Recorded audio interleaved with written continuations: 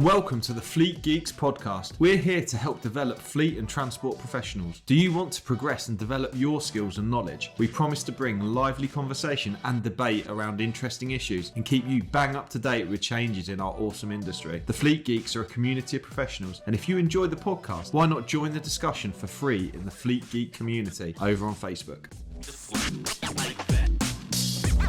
Hello and welcome to a Fleet Geeks podcast. I've just been having a chat with Nicki about all things HR and business and her business and my business. And now I've just put on my telephone voice, which she's probably going to be laughing at because I don't normally talk like this in real life. Well, I kind of do, but at first I don't when I say hello. Anyway, I'm just chuntering. I've already done a couple of podcasts this morning, Nicki, just on my own, a couple of bits. But nonetheless, Nicki is here. Nicki is my go-to HR expert, and she should be yours too. She's absolutely amazing, and I've brought her in because there's been some changes, and I noticed she was doing a webinar for some of her clients and some pieces around what's changing around HR, and I wanted to bring her on board so she could speak to some of our people around Fleet Geeks. Nicki, I'll get you to introduce yourself in a moment, but she runs an awesome HR consultancy business called HR Your Business Matters. And interestingly, she's training to be not a hypnotist. A hypnotherapist and counsellor. Yeah. There we go. A hypnotherapist and counsellor. So you're not going to quite be Paul McKenna, but you are going to be like a cool person to know, and certainly getting into supporting people with their mental health and things like that as well, which is really exciting, isn't it? Yeah. So absolutely. Love that, Nicki. Nicki has been on the podcast before, so please do search up previous podcast episodes where she's talked about HR, the things that you need to know around running your fleet and running your transport operation.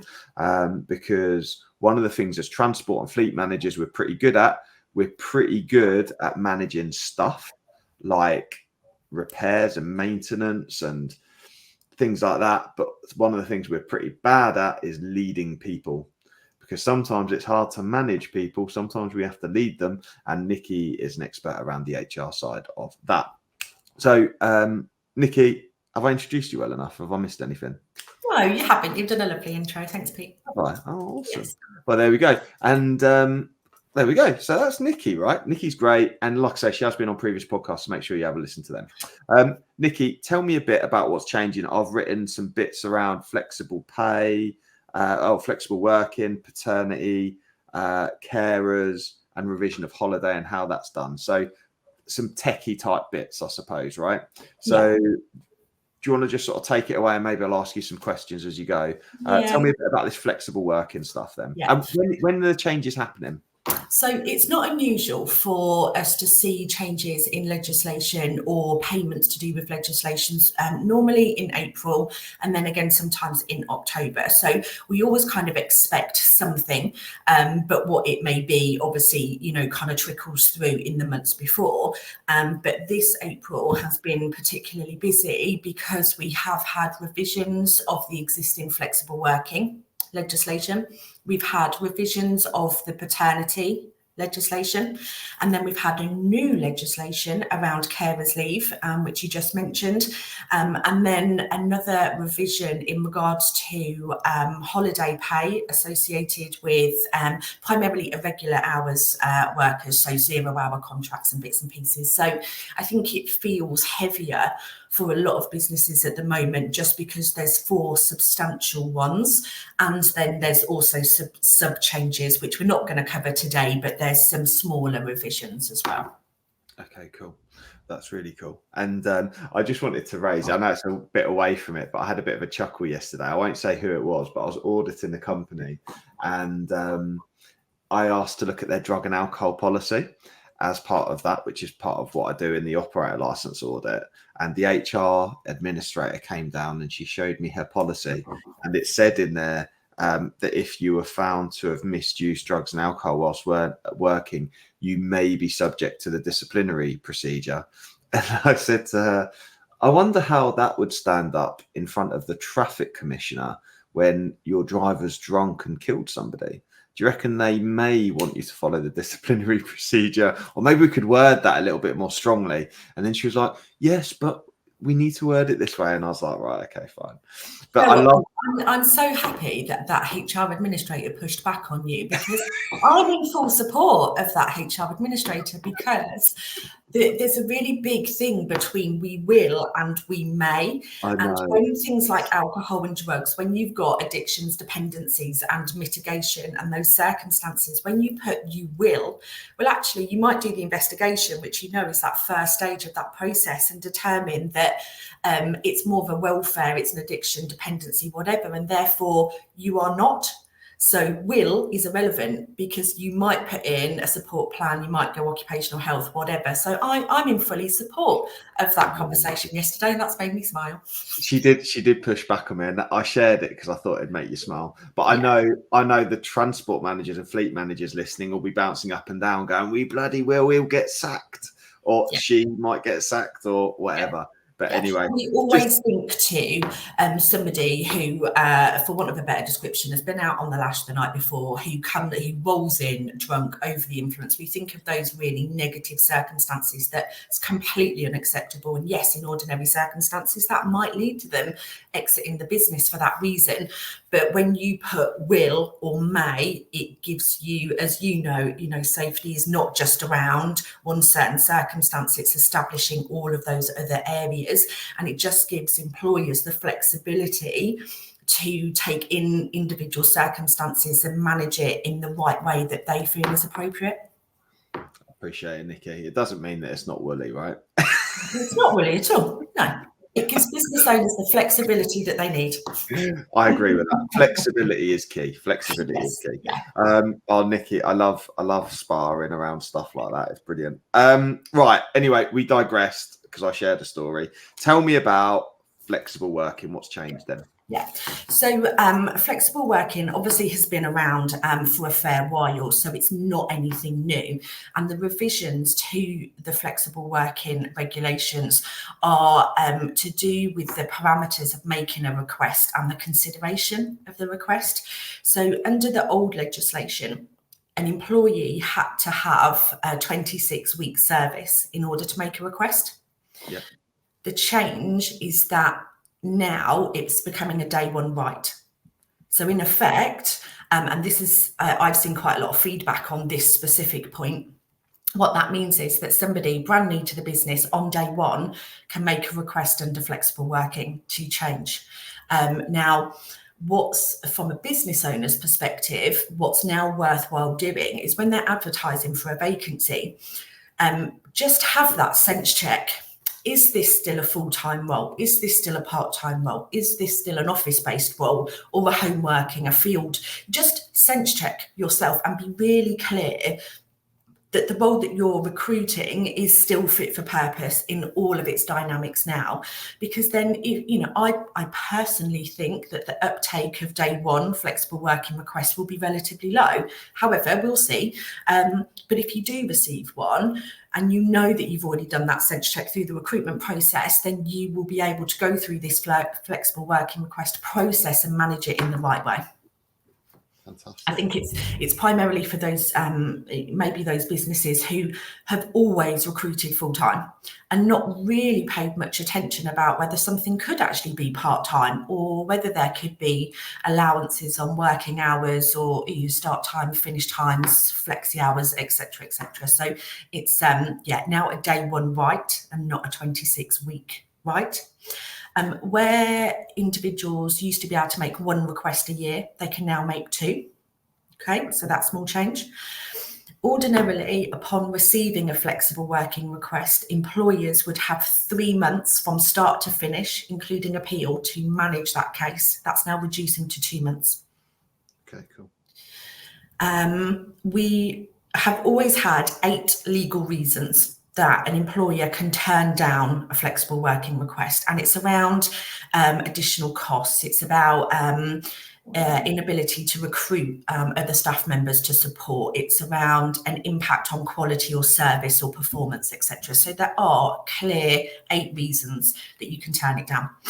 That's remaining, which is fine, but now there's a heightened onus on employers, if they have to decline it, being able to evidence why they're turning it down, and not just simply relying on one of those 8 reasons.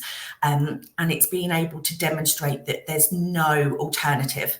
And if there are alternatives, they have to be included from the employer now in that whole process. And it's more around the communication and consultation rather than, I'm in receipt of a request, I'm going to say no based on point 3 of the 8 reasons and just give an outcome letter. That is absolutely not going to wash anymore.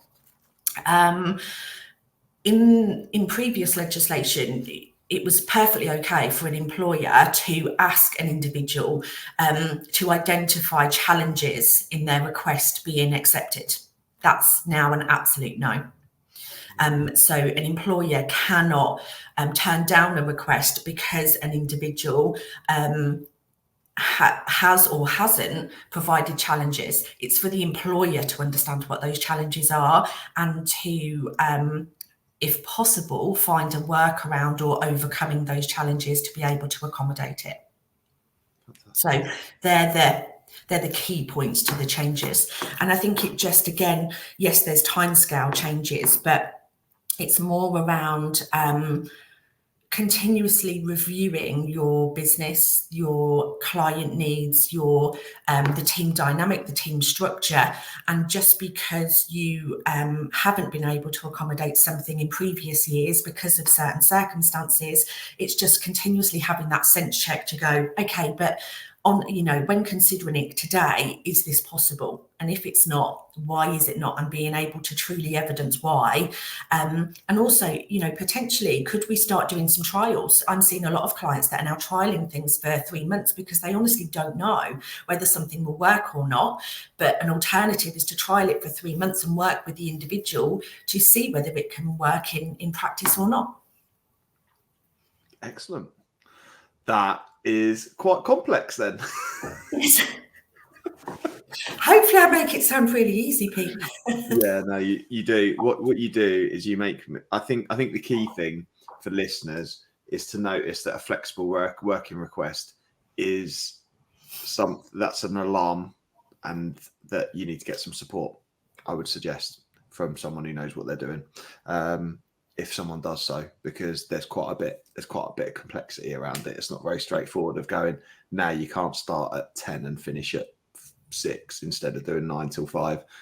We need to do some investigation around that. And there's something. And sometimes it's just that sense check, isn't it, Pete? And I know you're the same when clients ring you and go, actually, can I just run something past you? Can I just, talk through whatever this concern is or whatever this, potential issue is? And just for that peace of mind and that sense check, because you're coming at it maybe from an impartial perspective.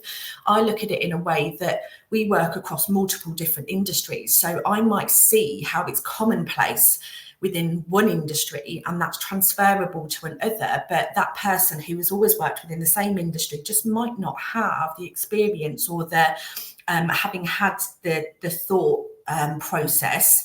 But actually, when we then have that conversation and we go through that process with them, they are able to accommodate things that initially they thought they weren't maybe able to. Yeah, makes total sense. So the next one's paternity, which is one close to my heart. Yeah. Because, obviously we've always been on about equal rights and stuff like that. And obviously paternity's historically always been a couple of weeks, isn't it? So what's changing? Is that what's changing? Is it going to be more than a couple of weeks? No, it's not. And again, I'm like you, Pete. I think that there, although we have provisions such as sharing what would typically be known as the maternity leave period or the 12-month period, you can share that between 2 parents, and that legislation's been around for a while. But it sadly, has a really low uptake of it. And again, I think there's various reasons why that is, but that option is there. But actually, the changes in paternity leave. So the changes that are happening are providing additional flexibility, but still not, as you and I have discussed, kind of being on par with what other entitlements are. So previously within paternity legislation, somebody would have to notify their employer of their intention to take paternity leave, and they'd have to do that 15 weeks before the expected week of childbirth. Okay. And that's the same for pay and leave. So you have to give 15 weeks notice before the expected week of childbirth. The change is that individuals requesting paternity leave now only need to give 28 days notice, not 15 weeks.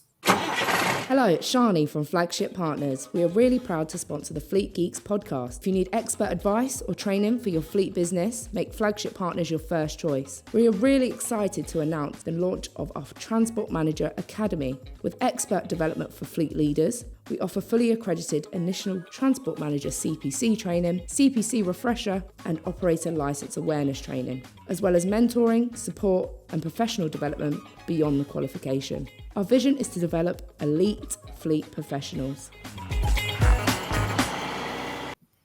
So it provides an extra element of flexibility in that 15 weeks before the child is born is quite a considerable time, and changes may occur. So it just allows that little bit of extra flexibility. In the previous legislation, you could only take a block of paternity leave. And now you can take 2 weeks paternity leave, and it can either be taken as one block of 2 weeks or 2 separate blocks of 1 week. Okay. Right? So you can split it out in 2 separate week blocks. You used to have to take paternity leave within the first 56 days. Okay. And now you can take it within the first 52 weeks. Oh, So wow. again, it's just giving that extra flexibility that may be required. Nice.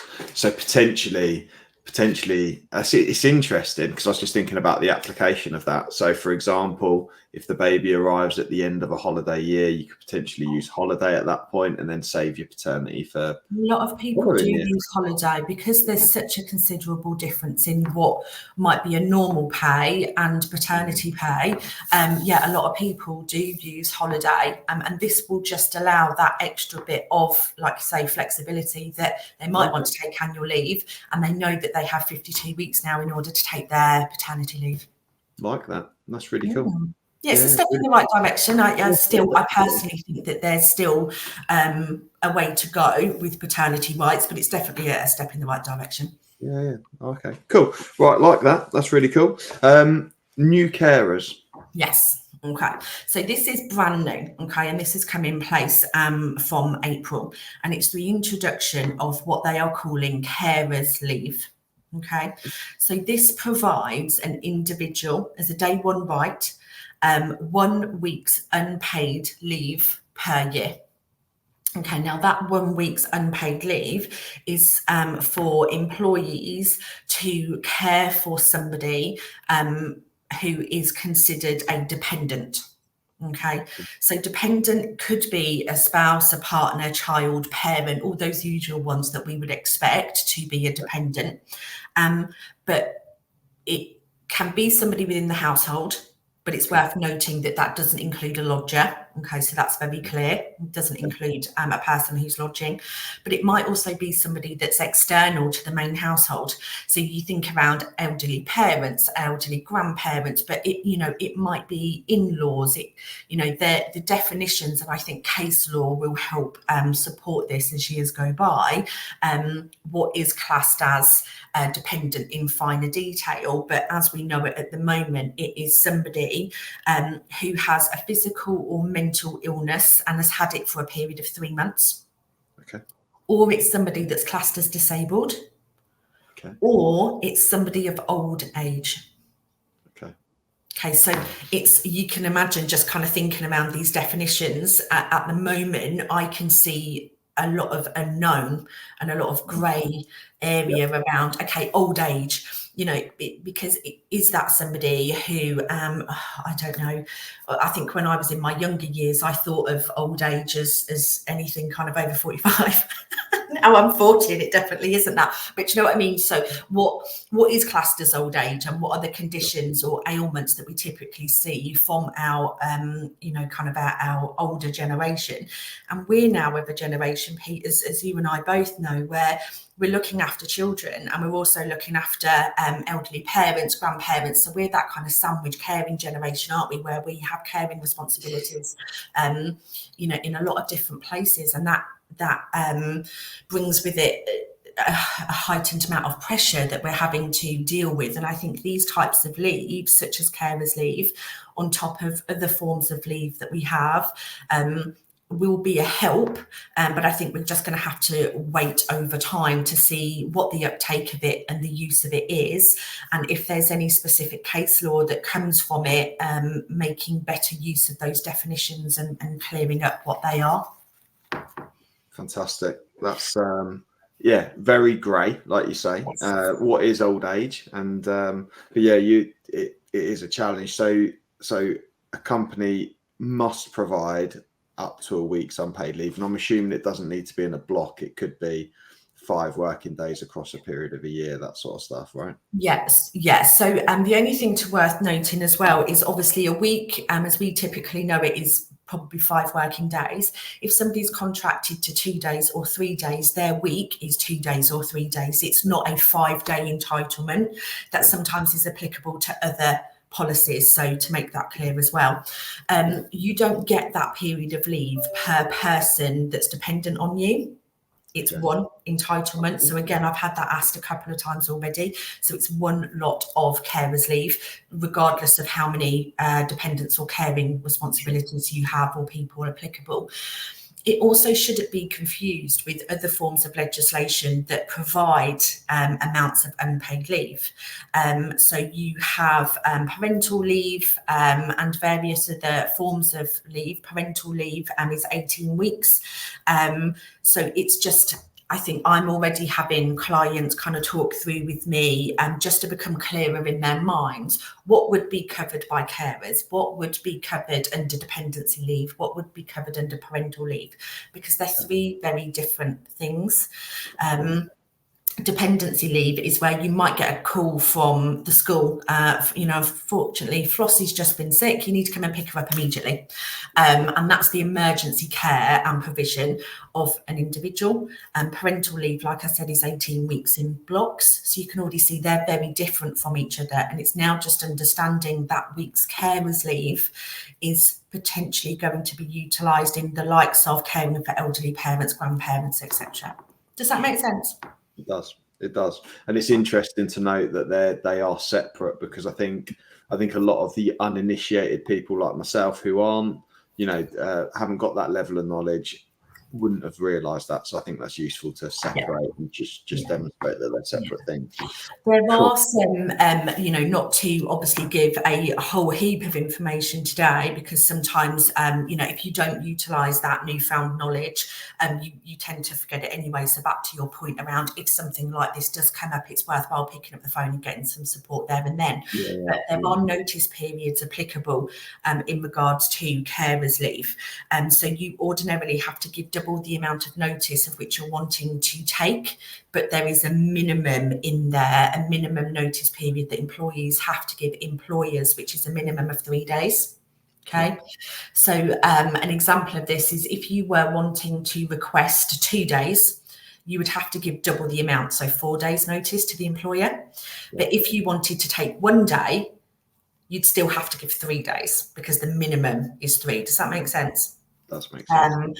And if there was a request that came in for a week's carers leave and the employer was in the middle of a project launch or a massive audit or whatever that they were going through, absolutely you can say no. And you can decline the request, and it must be in writing before the leave is due to start.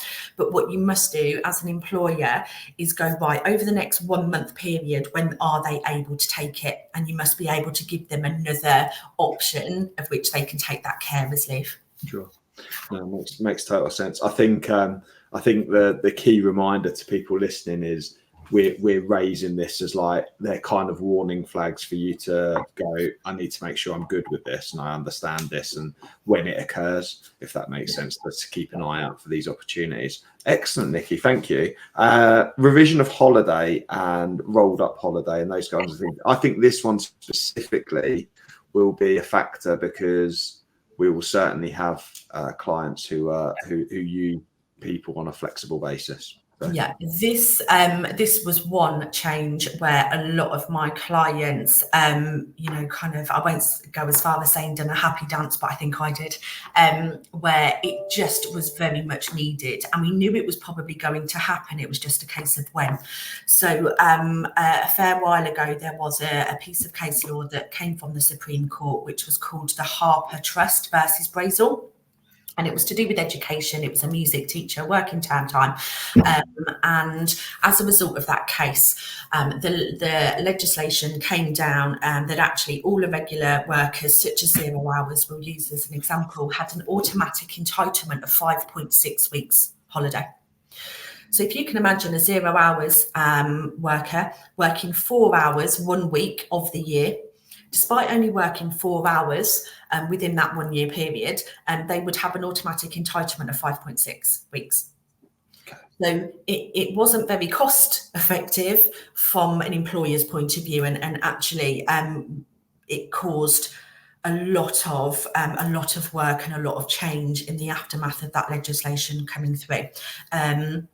And what's happened with that revision, not only have they completed with that revision, but they've gone a step further, which I think will absolutely be of help within the transport industry and other industries. And they are now allowing 0 hour or irregular hours contracts. And they are in full support of these types of contracts within industries, within businesses. And they have revised the 5.6 weeks holiday back to the equivalent of 12.07% earned holiday for each hour worked. So say, for example, you had somebody on £12 an hour, they would accrue, based on the 28-day statutory holiday, they would accrue 12.07% holiday on that £12 an hour. So what, an extra £1.50-ish, my maths isn't that good. So the step further that's happened is not only can you accrue them holiday of 12.07 per hour worked, they're also allowing you to pay under what's called rolled up holiday, that within each pay slip. Okay, so to give an example of that, ordinarily you would have to work out holiday based on a 52-week average. So how much somebody had earned over a 52 week, and then form that average and pay that as holiday. Now, with rolled up holiday, what business owners are able to do is, say, for example, Flossie has worked 4 hours that month. They can then work out 4 lots of 12.07. And on the wage slip, they can represent that as salary or wage payment and rolled up holiday pay payment. And the only average they need to do is that 1 month period if they pay monthly. So it just simplifies everything. There's no more automatic entitlement to 5.6 weeks holiday. There's no working out averages for the 52 weeks before, etc., etc. It's all done on the payment period, which is typically monthly, maybe weekly if you're still on weekly pay. Does that make sense?